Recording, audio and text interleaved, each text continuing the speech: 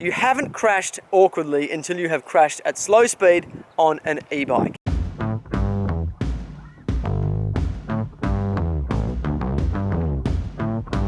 Heavens to Murgatroyd, folks. It has been chucking it down in Sydney for the last couple of weeks. This is the first bit of sunshine we've had in yonks.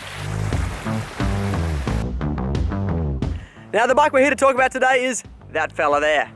The Merida eOneSixty 900, which is a long-term test bike that I've been riding. So how has Big Red Merv the Merida been going? Very well, thank you very much. As we've ridden more and more e-bikes, one thing has become quite apparent, and that's that the geometry of this bike is really quite different to a lot of the e-bikes on the market. It's notably shorter, particularly in the rear end, and it's not quite as slack as most of them. Now this has its benefits for sure. It's a very playful bike, definitely, but we have noticed that it doesn't climb the technical stuff as well as some of the bikes with the longer rear end, so there is always a trade-off. One thing we do find with this bike is that if your timing's not quite right and you tag your front wheel on whatever you're trying to climb up, you're more likely to loop out than you are on some of the other e-bikes. The flip side is when you start descending, it is really fun. You can lift that rear wheel and lift that front wheel and just have a whole bunch of playfulness with the bike that you do lack with a lot of other e-bikes that we've been riding of late. You may have noticed we've made a change to the rubber that came on this bike. Now, it came stock with some Maxxis DHRs and a 2.8, but we've changed those to a Continental Der Baron project in a 2.6, so we've downsized the tyres a little bit. The reason we've done that is because we've been riding a couple of e-bikes lately that have smaller tyres. Talking about mainly the Specialized Lever, which comes with a 29-inch wheel with a 2.6-inch tyre. We've also been spending some time on the Focus Sam Squared, which comes with a 2.5 and a 2.4-inch tyre.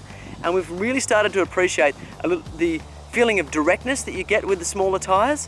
The big tyres that come on e-bikes are great for rumbling through the rubble. And when we took this bike up to the Hunter Valley and we were riding a lot of the moto trails out there that were full of rubble, the big tyres really helped. But on trails that aren't quite so rubble strewn, you can find the bike starting to feel a little bit loafy with the big tyres. So we were quite surprised by how notable the difference was going to a smaller tyre. And it's going to be interesting to see how it changes the character of the bike. When we chucked the vernier calipers on these tyres, we were surprised to see they weren't that much smaller overall than the 2.8 Maxxis. It was only 3mm difference in the width, and the height of the tyre in terms of the depth on the rim was identical. So not a huge difference in volume.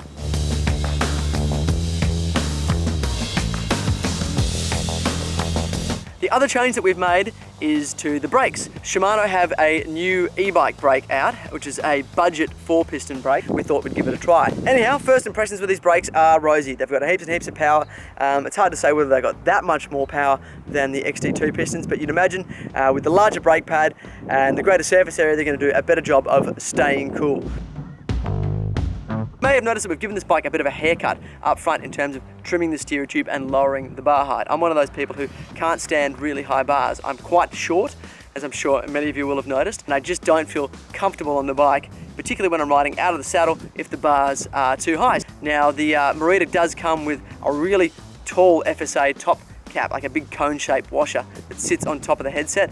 I really didn't like it, so I ditched that, just swapping it out for an FSA flat top cap for the headset, and I've completely screwed the resale value of this bike for anyone who might be taller than me. Sorry about that.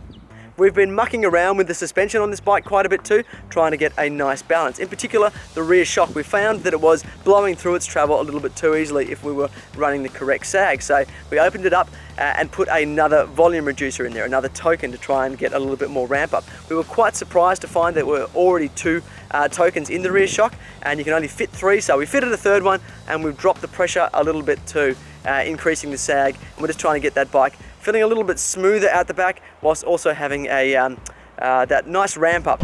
Oh God!